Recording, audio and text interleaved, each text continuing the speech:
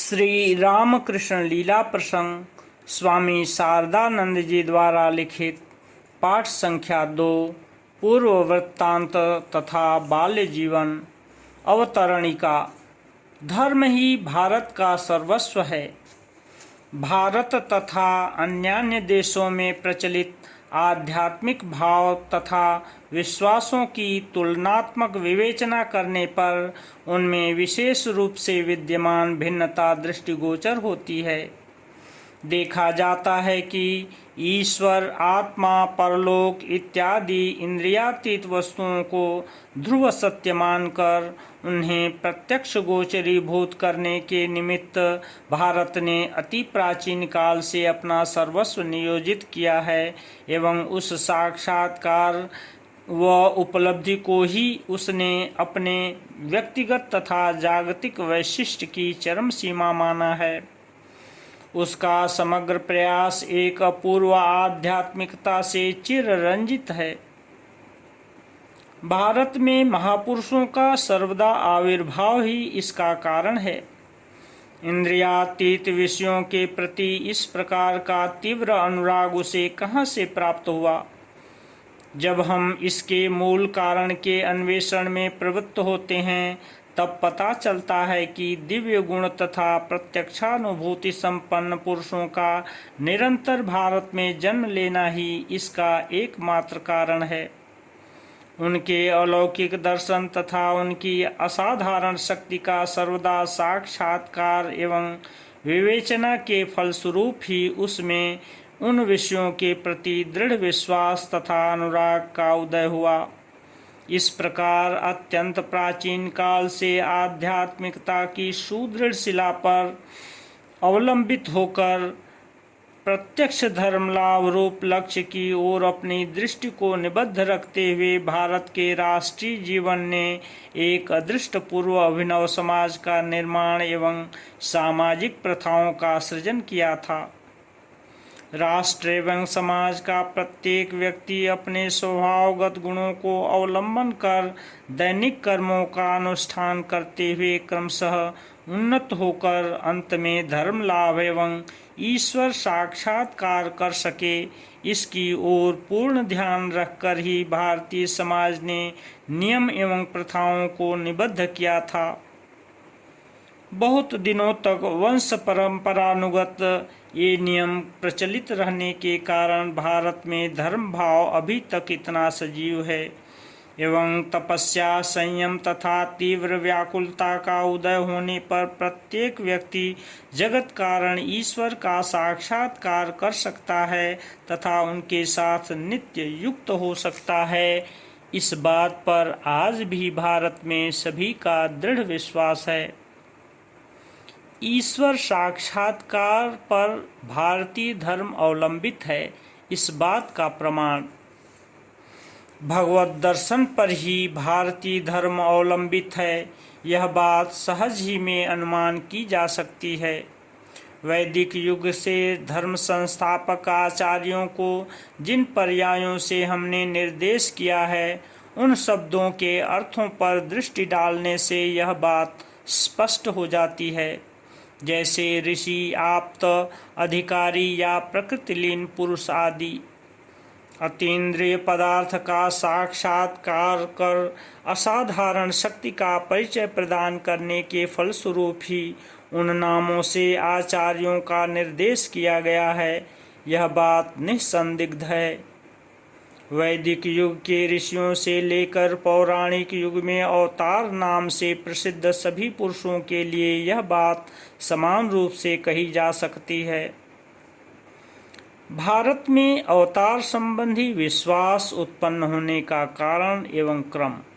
सांख्य दर्शन वर्णित कल्पनियामक ईश्वर। वैदिक युग के ऋषि ही कालक्रम से पौराणिक युग में ईश्वरावतार रूप से प्रख्यात हुए, यह बात स्पष्ट है। वैदिक युग के लोग यह जान गए थे कि कुछ पुरुष इंद्रियातीत पदार्थ समूहों का दर्शन करने में समर्थ हैं, किंतु फिर भी उनके पारस्परिक शक्ति के तारतम्य की उपलब्धि उन्हें नहीं हुई थी। इस कारण उनमें से प्रत्येक व्यक्ति को एकमात्र ऋषि पर्याय से निर्देश कर ही वे संतुष्ट हुए। क्रमशः मानवों की बुद्धि और तुलना करने की शक्ति ज्यों-ज्यों बढ़ने लगी, उनका अनुभव भी तदनुरूप होने लगा और उन्हें यह ज्ञान हुआ कि ऋषियों में भी सभी समान नहीं हैं। आध्यात्मिक जगत में कोई सूर्य सदृश है, कोई चंद्र जैसे, कोई उज्ज्वल नक्षत्र की तरह और कोई सामान्य खद्योत की भांति दीप्ति प्रदान कर प्रकाशशील है। जब उन्हें यह अनुभव हुआ तब ऋषियों को श्रेणीबद्ध करने की चेष्टा उनमें जागृत हुई एवं उसी के आधार पर उनमें से कुछ ऋषियों को उन्होंने विशेष आध्यात्मिक शक्ति संपन्न अथवा उस शक्ति के विशेष अधिकारी रूप से स्वीकार किया। इस प्रकार दार्शनिक युग में कुछ ऋषि अधिकारी पुरुष रूप से अभिहित हुए। ईश्वर के अस्तित्व के विषय में संदेह पोषण करने वाले सांख्यकार आचार्य कपिल तक को ऐसे पुरुषों के अस्तित्व के संबंध में किसी प्रकार का संदेह उपस्थित नहीं हुआ, क्योंकि साक्षात प्रत्यक्ष के बारे में संदेह हो ही कैसे सकता है। इसीलिए भगवान कपिल तथा उनके चरणानुगामी सांख्याचार्यों के ग्रंथों में आधिकारी पुरुषों को प्रकृतिलीन रूप से अभिहित होते हुए देखा जाता है। ऐसे असाधारण शक्तिशाली पुरुषों की उत्पत्ति के कारणों का निर्णय करते हुए वे कहते हैं, पवित्रता संयम आदि गुणों से विभूषित होकर पूर्ण ज्ञान को प्राप्त करने में समर्थ होते हुए भी ऐसे पुरुषों के हृदय में लोक कल्याण की वासना तीव्र रूप से जागृत रहती है। इसीलिए वे अनंत महिमा मंडित स्वस्वरूप में कुछ काल तक लीन नहीं हो पाते हैं, किंतु उस वासना के फलस्वरूप सर्वशक्ति संपन्न प्रकृति में लीन होकर उसकी शक्तियों को वे अपनी शक्ति रूप से प्रत्यक्ष करते रहते हैं और इस प्रकार षडैश्वर्य संपन्न हो एक कल्प पर्यंत अशेष रूप से जन कल्याण साधन करने के पश्चात अंत में वे अपने स्वरूप में अवस्थित होते हैं। प्रकृतिलीन पुरुषों की शक्ति के तारतम्यानुसार सांख्याचार्यों ने उन्हें कल्प नियामक ईश्वर तथा ईश्वर कोटि का नाम देकर दो श्रेणियों में विभक्त किया है। भक्ति युग के महान व्यक्तित्वशाली ईश्वर। दार्शनिक युग के अंत में भक्ति भाव का विशेष रूप से आविर्भाव हुआ। वेदांत के उदात्त उद्घोष के फलस्वरूप उस समय समस्त व्यक्तियों के समष्टिभूत एक महान व्यक्तित्वशाली ईश्वर में विश्वास स्थापन कर केवल अनन्य भक्ति के द्वारा उसकी उपासना से ज्ञान एवं योग संबंधी पूर्णता प्राप्त करने के विषय में भारती की श्रद्धा उत्पन्न होने लगी थी। इसलिए सांख्य दर्शनोक्त कल्प नियामक ईश्वर को उस समय नित्य शुद्ध बुद्ध मुक्त स्वभाव ऐसे एक महान व्यक्तित्वशाली ईश्वर के आंशिक या पूर्ण प्रकाश रूप में परिणत होने में विलंब न लगा। इसी प्रकार पौराणिक युग में अवतार विश्वास का उदय हुआ एवं यह अनुमान किया जाता है कि वैदिक युग के विशिष्ट गुणशाली ऋषि ही ईश्वरावतार रूप में परिणत हुए। अतः यह स्पष्ट है कि असाधारण आध्यात्मिक शक्ति संपन्न पुरुषों के आविर्भाव को देखकर ही ईश्वरावतार के संबंध में भारत का क्रमशः विश्वास उत्पन्न हुआ एवं ऐसे महापुरुषों के अतीन्द्रिय दर्शन तथा अनुभव आदि पर अवलंबित भारतीय धर्म का सुदृढ़ प्रासाद धीरे धीरे वर्धित होकर तुषार मंडित हिमाचल की भांति गगन स्पर्शी बना। ऐसे पुरुष मानव जीवन के सर्वोच्च लक्ष्य को प्राप्त कर कृतार्थ हुए हैं, यह मानकर भारत ने उनको आप्त संज्ञा से विभूषित किया तथा उनकी वाणियों में ज्ञान की पराकाष्ठा को देखकर उन वाणियों को वेद शब्द से अभिहित किया। अवतार में विश्वास होने का दूसरा कारण गुरु उपासना। विशिष्ट ऋषियों के ईश्वरावतार रूप में परिणत होने का अन्यतम प्रधान कारण है भारत की गुरु उपासना।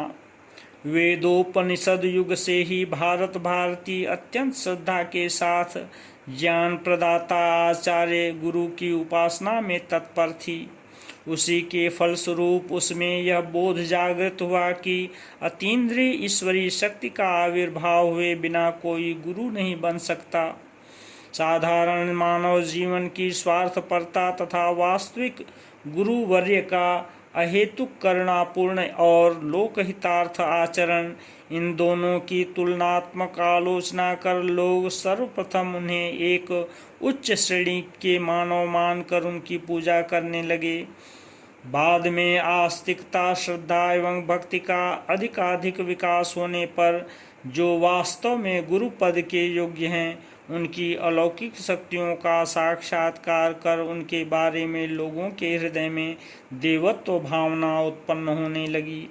उन्होंने यह अनुभव किया कि संसार व्याधि से मुक्त होने के लिए अब तक जो उन्होंने श्री भगवान की करुणापूर्ण दक्षिणामूर्ति से यह कहकर कि रुद्रयत्ते दक्षिणं मुखं तेन मां पाहि नित्यम, उनकी सहायता की प्रार्थना की है, गुरु वर्ग के द्वारा वही करुणा अब उनके समीप संपस्थित हुई है। श्री भगवान की करुणा ही गुरु शक्ति के रूप में मूर्त होकर उनके समक्ष हुई है। ओम शांति शांति शांति।